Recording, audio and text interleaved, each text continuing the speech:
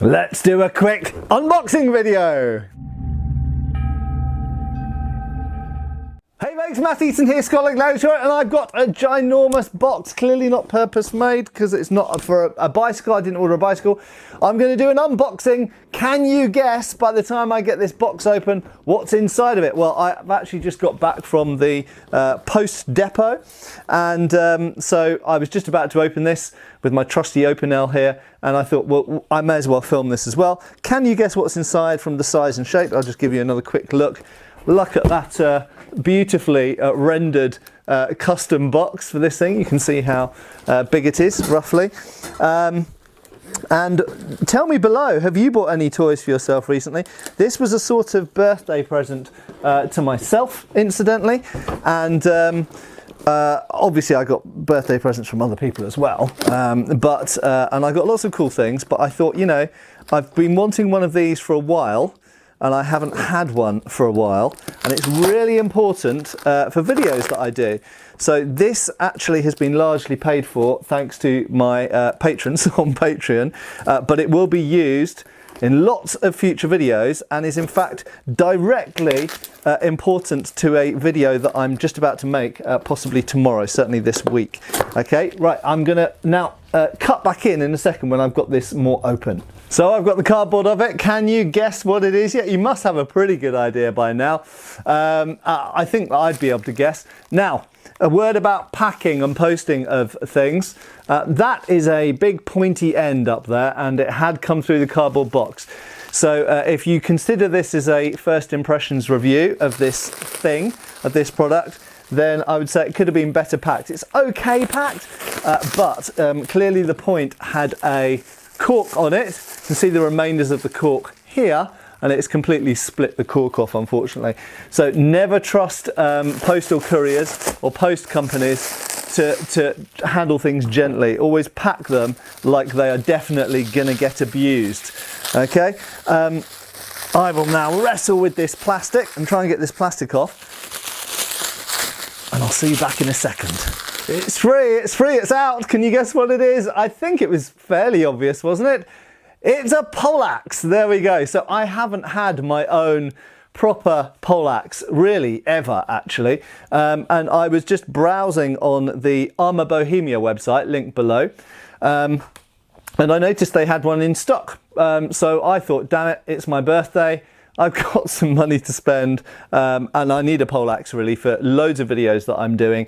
And yeah, just loads of videos and loads of projects I'm working on. I kind of needed a poleaxe. So obviously I could have ordered a bespoke one from one of the numerous people I know that make really good quality custom made poleaxes, but the incentive to get something that was available in stock, and if you look on the Arma Bohemia website, you notice they have an in-stock section. So if they've got something in stock, you order it, you pay for it, and then it gets shipped to you. So there was a certain amount of value to that.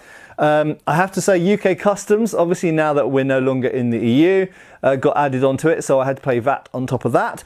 So it's not particularly cheap, but it is pretty nice quality. Let's have a little look, little close up. So first of all, it's got an ash, kind of rectangular with the corners beveled ash shaft. It's got a butt cap, which we all like here. So it's not a spike at the back so much as it's kind of a spike, but it's more like a butt spike, shall we say, and the queue, as it's called in the French sources, in le jus de lâche, and actually that is quite an important striking implement in its own right.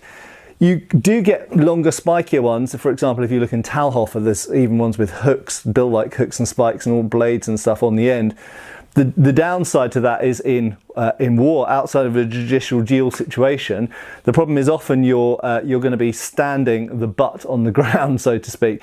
So if you've got an actual spike, you're going to damage it and it's going to sink into the ground and all that kind of stuff. So actually having something that's more like a typical butt spike is probably more common on actual sort of war poleaxes of the time.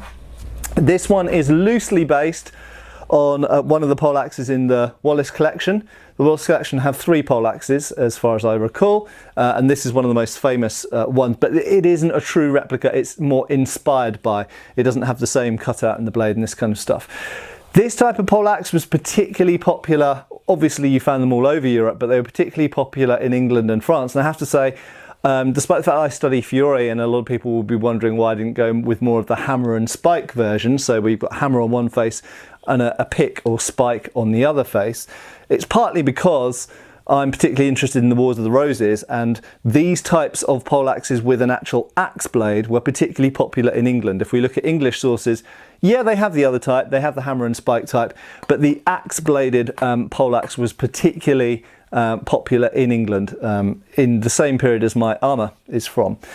Obviously a top spike, this is all obviously hardened carbon steel, and I can't remember that it's not C45. I can't remember what the grade of steel is, but I did ask them, and it's you know, it's a carbon steel.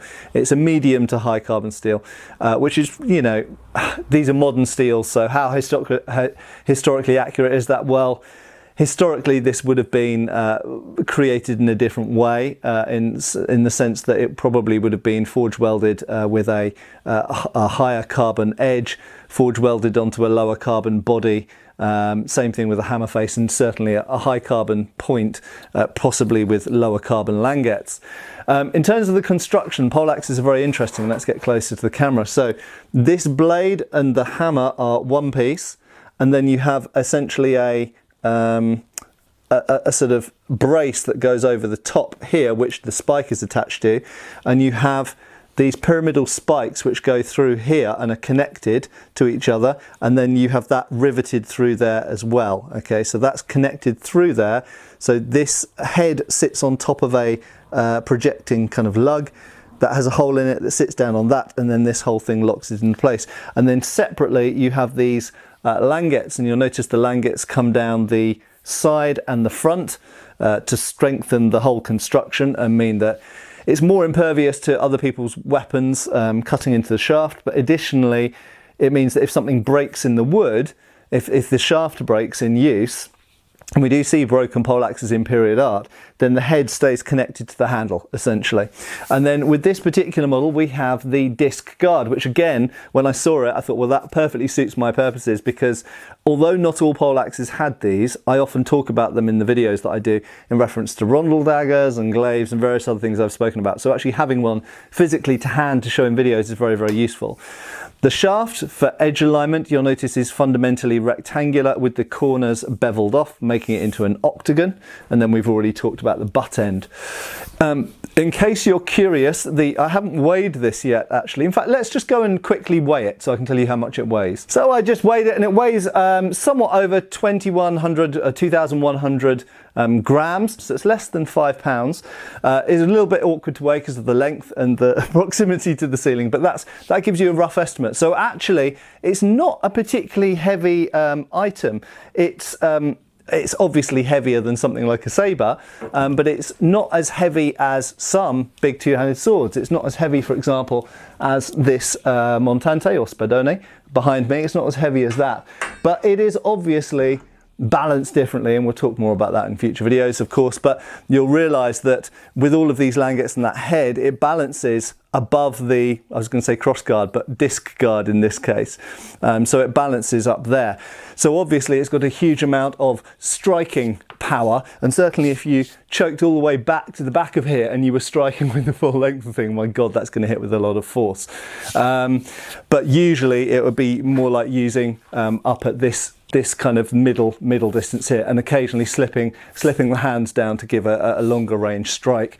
But a lot of the stuff certainly shown in manuscripts, the hand is actually quite far up, quite near to this front disc guard, and the back hand's down here with a little bit of functioning back in. So it's not a huge reach weapon unless you slip it out, at which point you have to recover it back by sliding the hands on the shaft. Final thing I've just note about this is the languettes. Now, I have criticised, I did a review once of another poleaxe that I had on the channel. One of the criticisms I made was that the languettes were not countersunk into the wood. Now, since then, I've become, looking at originals and talking to more people, I've become aware that not all languettes are countersunk in the wood. It's preferable for various reasons, partly because it means handling of the shaft is more comfortable. Potentially it's also stronger as well. There are also different ways of securing the langets to the wood. In this case, I can see that these, which look like rivet heads, are actually nails, because they don't line up on each side. So they've been staggered. And funnily enough, there's one thing I don't like, is that the langets don't finish at the same length on each side. But the logical reason for that is because the nails have to go in at different portions of the shaft so that they don't collide with each other and create a weak point in the shaft. How strong this construction will be remains to be seen. I have yet to use it. As you've seen, I've only just got it out. Final thing I would say is about postage and packing. There is a slight bend to the tip where the tip has come through the packaging, which is not optimal. But in my particular case, it doesn't matter hugely, because I'm going to sharpen that tip up and make it sharp. And I'm also going to sharpen up this axe blade. This axe blade is currently about 1.5 millimeters thick down the edge, and I'm going to grind that to a bevel and put an edge on it for using for various videos and cutting things with in the future. But there we go. So my first very own proper 15th century style poleaxe that will probably feature in lots of videos in the future, including when we come to talk about certain objects maybe like this as well. More of that in the future, so watch the channel. Thanks for watching, folks. Hope this has been interesting. Link below to Arma Bohemia, where I got this from. They've got various other interesting things on there. When I've got the chance to use this a little bit more, I'll do a full review of this as well. Cheers for watching, folks. Thanks for watching. We've got extra videos on Patreon. Please give our Facebook a like and subscribe if you haven't already. Cheers, folks.